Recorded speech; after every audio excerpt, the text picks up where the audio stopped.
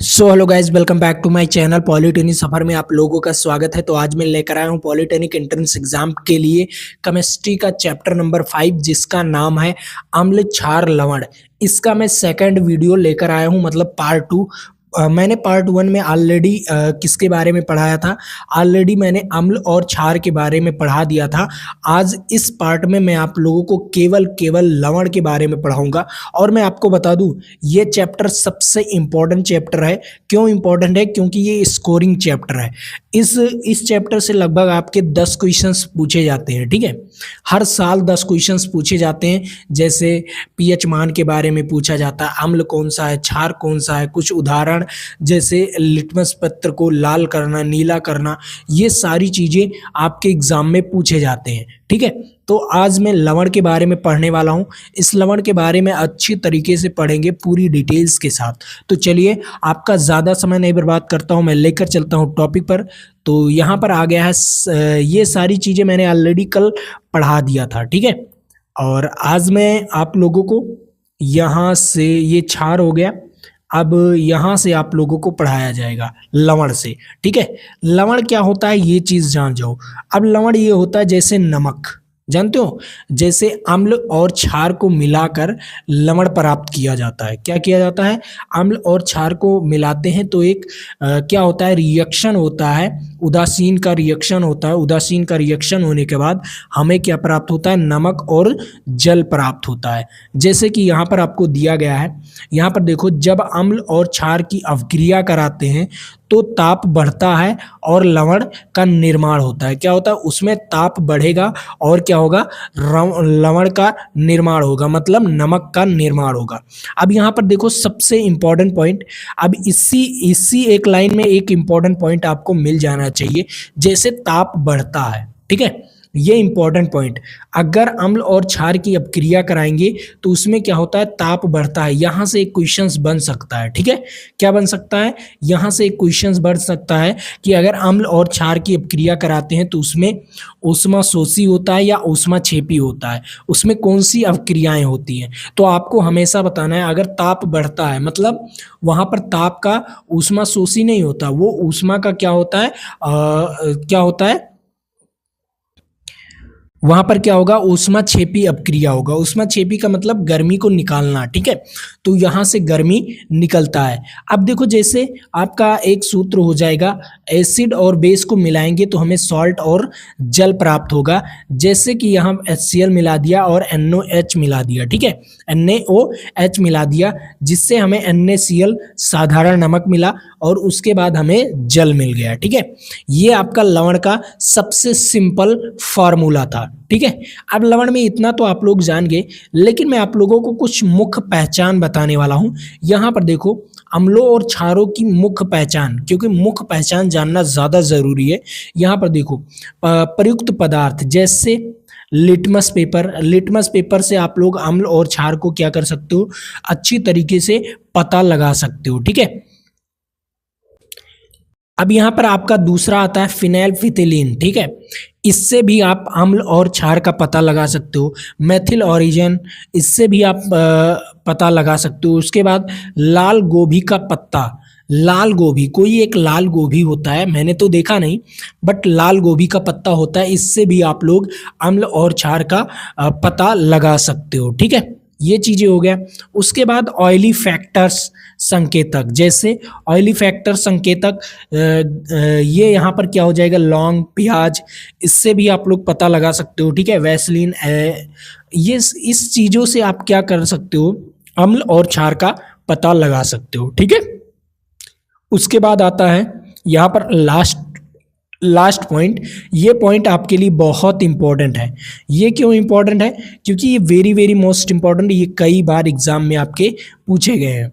जैसे हल्दी अम्ल में पीला और क्षार में क्या होता है? लाल रंग देता है। ठीक है, हल्दी जो होता है अम्ल में पीला रंग देगा और क्षार में कौन सा रंग देगा? लाल रंग देगा। ठीक है, तो इसका राइट आंसर यहां पर देख लो। ठीक है, बहुत ही मोस्ट पॉइंट है। मैंने आपको ये स्टार पॉइंट क्यों बता दिया? क्योंकि ये कई बार क्वेश्चंस पूछा गया है। ठीक है, अब आता है लवण के गुण। गुण जानना जरूरी है, क्योंकि आपने अम्लों का गुण पढ़ा, क्षार का गुण पढ़ा, लेकिन अब लवण का गुण क्या होता है इसके बारे में भी पढ़ लो। अब देखो लवण क्या होता है, सिंपल है, प्रायः ठोस पदार्थ होते हैं, इनका गलनांक क्वथनांक उच्च होता है, ठीक है, गलनांक भी उच्च होगा और क्वथनांक भी उच्च होगा, ठीक है। यह प्रायः जल में घुलनशील होते हैं, ठीक है, ये जल में घुलनशील, जैसे नमक को जल में घोलोगे तो जल में घुल जाएगा, आपको दिखेगा नहीं, ठीक है, नमक को घोल दोगे तो आप वो आसानी से घुल जाएगा लेकिन आपको दिखेगा नहीं, ठीक है। उसके बाद क्या होता है, इसका जलीय विलयन विद्युत का सुचालक होता है। हाँ, अगर नमक आपका है, केवल नमक मतलब उसमें जल नहीं है, ठीक है, उसमें नमक है तो क्या होगा, वो विद्युत का सुचालक नहीं होगा, केवल नमक का पाउडर होता है, जैसे जो टाटा नमक देखते हो ना, मैंने किसी का प्रचार नहीं किया हूं, लेकिन आप लोग टाटा नमक खरीदते हो ना, टाटा नमक, ठीक है, तो टाटा नमक जो है उसमें अगर वैसे आप फैला दीजिए, ठीक है, एक पेपर पर फैला दीजिए और तब उसमें करंट का फ्लो कराइए, नहीं फ्लो होगा, ठीक है। लेकिन वही नमक क्या कर दीजिए, पानी में मिला दीजिए, क्या कर दीजिए, पानी में मिला दीजिए, और पानी में मिलाने के बाद, ठीक है, उसमें करंट फ्लो होने लगेगा, ठीक है। कोई शुद्ध पानी में भी करंट नहीं फ्लो होता, ठीक है, सबसे मेन पॉइंट, शुद्ध पानी, ठीक है, शुद्ध पानी में भी करंट नहीं फ्लो होता, और उसके बाद क्या, आपका नमक में भी करंट फ्लो नहीं होता। लेकिन अगर इन दोनों को साथ में मिला दिया जाए तो करंट फ्लो होने लगता है, क्या होने लगता है, करंट सुचालक हो जाता है, मतलब करंट का वो क्या हो जाता है, सुचालक हो जाता है, ठीक है। यहाँ पर देखो आयनिक यौगिक होते हैं, ठीक है, ये क्या होते हैं, जो लवण होते हैं ये आयनिक यौगिक होते हैं, सबसे मेन पॉइंट। लेकिन आप लोग ये मेन पॉइंट देख लीजिए, यहाँ पर ये वाला, ठीक है, ये वाला, और उसके बाद ये, और उसके बाद ये, ठीक है, ये सबसे ज्यादा क्या, ये पॉइंट आपके, तीनों पॉइंट आपके वेरी वेरी मोस्ट इंपॉर्टेंट है, ठीक है। तीनों पॉइंट पर स्टार लगा लीजिए, क्योंकि इन तीनों पॉइंट से आपके क्वेश्चंस जरूर से जरूर बनेंगे, ठीक है। अब यहाँ पर देखो, जैसे ये आयनिक यौगिक होते हैं, आयनिक यौगिक का मतलब क्या होता है, ये प्लस माइनस में टूट जाते हैं। जैसे यहाँ पर NaCl है, क्या है, NaCl है, ये क्या हो जाएगा, Na प्लस में हो जाएगा और Cl के ऊपर माइनस हो जाएगा, ठीक है, ये आयनिक यौगिक होते हैं, ठीक।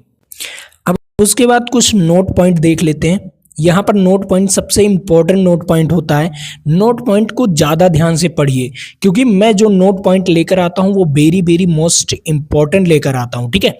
अब यहाँ पर देखो, सामान्य लवण या धावन सोडा और बेकिंग सोडा में कच्चे माल के रूप में उपयोग किया जाता है। सामान्य नमक क्या होता है, NaCl।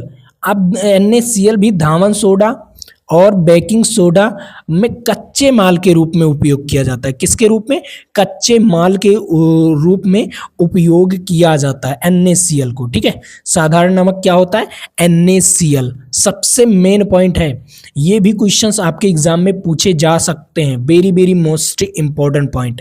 अब यहाँ पर आपका आता है लवण के प्रकार, लवण के कितने प्रकार होते हैं ये जानना जरूरी है। सबसे पहले होता है सामान्य लवण, क्या होता है, सामान्य लवण, या प्रबल अम्ल और प्रबल क्षार को मिलाने पर सामान्य लवण प्राप्त होता है, और इनमें हाइड्रोजन परमाणु का क्या होता है, पूर्ण अस्थानांतरण होता है। क्या होता है, इसमें हाइड्रोजन परमाणु का पूर्ण अस्थानांतरण होता है, मतलब इसमें प्रबल अम्ल और प्रबल क्षार दोनों मिलके क्या बनाते हैं, सामान्य लवण बनाते हैं, ठीक है। क्या बनाते हैं, सामान्य लवण बनाते हैं, जैसे NaCl, KCl, और उसके बाद Na2SO4, उसके बाद CaSO4, ठीक है। ये क्या होता है, ये सामान्य लवण होते हैं। क्या होते हैं, ये सामान्य लवण होते हैं। जैसे कि यहाँ पर NaCl देख लो, यहाँ पर NaCl बना है ना, ये मेन पॉइंट, NaCl बना हुआ है, तो इसमें क्या हो गया, HCl और NaOH। ये क्या है, HCl क्या है, ये प्रबल अम्ल है, क्या है, ये प्रबल अम्ल है, ठीक है। और ये क्या है, प्रबल क्षार, ठीक, ये प्रबल अम्ल है और ये प्रबल क्षार है। दोनों को मिला, जब दोनों मिला तो उसमें क्या बनाया गया, सामान्य लवण बनाया गया, मतलब नमक बनाया गया, ठीक है। और उसके बाद आपका जल निकला। अब उसके बाद आता है दूसरा पॉइंट, दूसरा पॉइंट बहुत ही मोस्ट इंपॉर्टेंट पॉइंट है। यहाँ पर क्या है, अम्लीय लवण, एक होता है अम्लीय लवण और एक होता है क्षारीय लवण। ठीक है, और एक होता है मतलब द्विक लवण, ठीक है। तो उसके बारे में भी बात करेंगे। सबसे पहले अम्लीय लवण के बारे में बात कर लेते हैं। देखो, अम्लीय लवण में हमेशा, जैसे अगर आपको अम्लीय लवण बताना है तो उसमें क्या ले लीजिए, प्रबल अम्ल ले लीजिए। क्या ले लीजिए, प्रबल अम्ल ले लीजिए, ठीक है। प्रबल अम्ल ले लोगे। अगर अम्लीय लवण बताना है तो आपको प्रबल अम्ल होना चाहिए, और उसके बाद दुर्बल क्या होना चाहिए, क्षार होना चाहिए। के संयोग से क्या बनता है, अम्लीय लवण बनता है। जैसे यहाँ पर देखो, यहाँ पर क्या हो गया, NaH, क्या होगा, नहीं, NH4OH, ठीक है। क्या है, NH4OH, और उसके बाद HCl। ये क्या है, HCl क्या है, ये प्रबल अम्ल है, ठीक है। और क्या है, NH4OH क्या है, दुर्बल क्षार है, ठीक है। इन दोनों के मेल से आपका क्या बना, अम्लीय लवण बना। क्या बना, अम्लीय लवण बना, ठीक है। अब चलिए अगला, आपका क्षारीय लवण क्या होगा। क्षारीय लवण मतलब प्रबल क्षार लेना पड़ेगा और दुर्बल अम्ल, ठीक है। प्रबल क्षार यहाँ पर लेना पड़ेगा। अगर अम्लीय या क्षारीय लवण पूछ लिया तो क्षारीय क्या होगा, क्षार प्रबल होगा, और अम्लीय लवण पूछ लिया तो अम्ल प्रबल होगा। यहाँ पर आप लोग पॉइंट देख सकते हो एग्जाम्पल के थ्रू, ठीक है। अब उसके बाद आता है द्विक लवण। द्विक लवण क्या होता है, देखो, द्विक लवण दो सरल लवणों के जलीय विलयन में वाष्पीकरण से प्राप्त लवण को द्विक लवण कहते हैं। क्या कहते हैं, वाष्पीकरण, मतलब दो सरल लवण है कोई, ठीक है। कोई दो सरल लवण है, उसके जलीय विलयन, कोई जलीय विलयन मतलब जल में घोल दो, ठीक है। क्या हो, जल में घोलने के बाद उसका जो वाष्प रहेगा, वाष्प होगा, मतलब गर्म करने के बाद वाष्प इकट्ठा कर लो। इकट्ठा करने के बाद वो जो प्राप्त होगा वो द्विक लवण प्राप्त होगा। जैसे आपका फिटकरी का सूत्र क्या होता है, K2SO4Al2 और SO4 का होल थ्राइस 24H2O, ठीक है। और मोहर लवण, ठीक है, ये भी आपका द्विक लवण है, ठीक है, मोहर लवण। और उसके बाद पोटेशियम एल्वम, ठीक है, पोटेशियम एल्वम। अब यहाँ पर फिटकरी, ठीक है, फिटकरी का सूत्र है ये, ठीक। अब देखो, ये सूत्र आप लोग याद कर लीजिएगा, ये दोनों सूत्र, ठीक है। ये दोनों सूत्र आपके एग्जाम में पूछे जाते हैं, वेरी वेरी मोस्ट इंपॉर्टेंट है। इन दोनों सूत्र को याद कर लीजिएगा। और हाँ, इससे पहले मैं आपको बता दूं कि PDF कहाँ पर मिलेगा आपको। सबसे पहले मैं आपको बता दूं कि PDF आपको कहाँ पर मिलेगा। PDF आपको हमारे ऐप में मिलेगा। इसका जो PDF है हमारे ऐप में मिलेगा। ऐप को डाउनलोड करने के लिए नीचे डिस्क्रिप्शन बॉक्स में ऐप का लिंक दिया हुआ है, या आप लोग प्ले स्टोर पर जाइए, वहाँ पर पॉलीटेक्निक सफ़र सर्च करेंगे तो हमारा ऐप आ जाएगा। ऐप को डाउनलोड करने के बाद आपको जब मोबाइल ऐसे खुलेगा, ठीक है, मोबाइल में ऐप खुलेगा और यहाँ पर 3 डॉट का लाइन होगा, उस पर क्लिक करेंगे और फ्री वाले मटेरियल में जाएंगे। जाने के बाद आपको फ्री मटेरियल में टेस्ट मिलेगा, वीडियोस मिलेगा, उसके बाद आपको PDFs मिलेगा। तो आप लोग जाकर वहाँ पर डाउनलोड करके अच्छी तरीके से पढ़ सकते हैं, ठीक है। टेस्ट भी दे सकते हैं, वीडियोस भी देख सकते हैं। तो चलिए, इतना तो आपको पता चल गया। लेकिन अगर आप लोग हमारा कोर्स खरीदना चाहते हैं, जो कोर्स का नाम है लक्ष्य 0.2, केवल पॉलीटेक्निक एंट्रेंस एग्जाम वाले बच्चे इस लक्ष्य 0.2 को खरीदेंगे। इसमें ये 299 का कोर्स था, लेकिन अब ऑफर चल रहा है 199 का कोर्स है।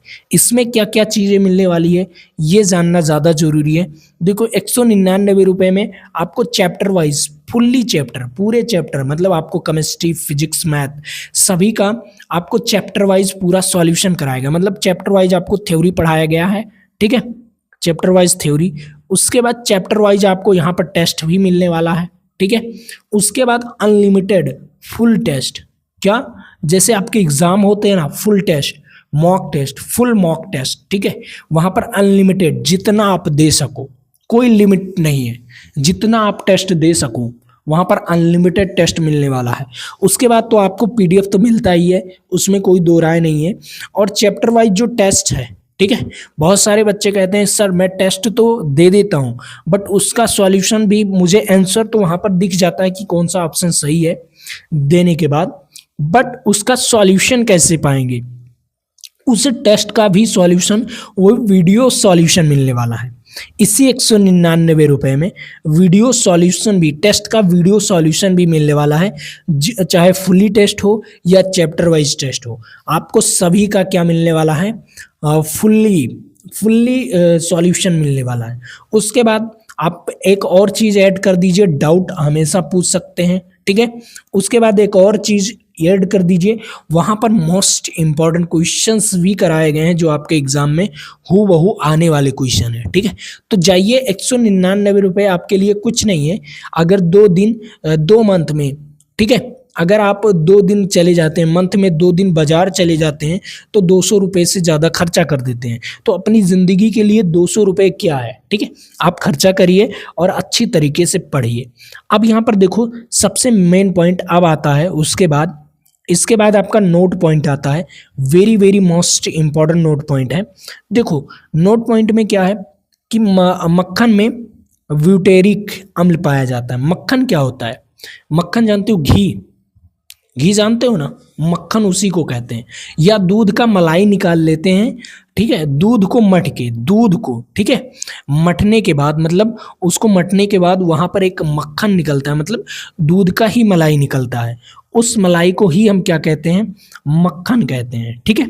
या आप दही बनाने के बाद आपने दादी या मम्मी को देखा ही होगा कि उसको क्या है, दही को मठते हैं।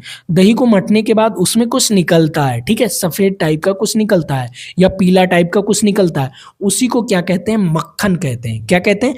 मक्खन कहते हैं। जिसमें कौन सा अम्ल पाया जाता है? ब्यूटेरिक अम्ल पाया जाता है। कौन सा अम्ल पाया जाता है? ब्यूटेरिक अम्ल पाया जाता है। यहाँ पर आप लोग, मेन पॉइंट है क्योंकि ये एग्जाम में आपके पूछे गए थे, ठीक है। दही में कौन सा अम्ल पाया जाता है? दही में कौन सा? लैक्टिक अम्ल पाया जाता है। लेकिन आपके मक्खन में कौन सा अम्ल पाया जाता है? ब्यूटेरिक अम्ल पाया जाता है, ठीक है।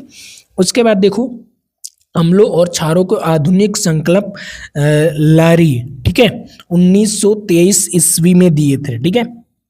2 वैज्ञानिक थे, दोनों ने मिलकर 1923 में दिया, ठीक है। उसके बाद घरों में जो सिरका या स्टार्च के कड़वन द्वारा तैयार किया जाता है। किसके? किड़वन द्वारा तैयार किया जाता है। जो किड़वन का मतलब क्या होता है? गन्ने का रस होता है। क्या होता है? गन्ने का रस को क्या कर देते हैं, या जमीन में गाड़ देते हैं, किसी डब्बे में रखकर या किसी बर्तन में रखकर जमीन में गाड़ देंगे या छत के ऊपर कुछ दिनों के लिए रख देंगे, ठीक है। तो उसके बाद क्या होता है, उसमें कीड़े पड़ जाते हैं। क्या पड़ जाते हैं? कीड़े पड़ जाते हैं।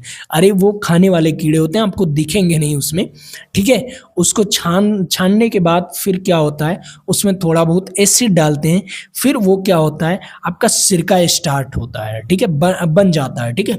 सिरका क्या होता है? बन जाता है। तो उसमें कई चीज़ें, आम या आंवला, ये सारी चीज़ें डाल के खाते हैं।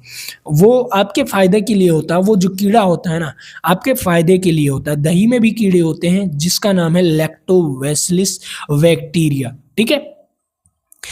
लेकिन आप लोग इसमें भी होते हैं, सिरके में भी, ठीक है।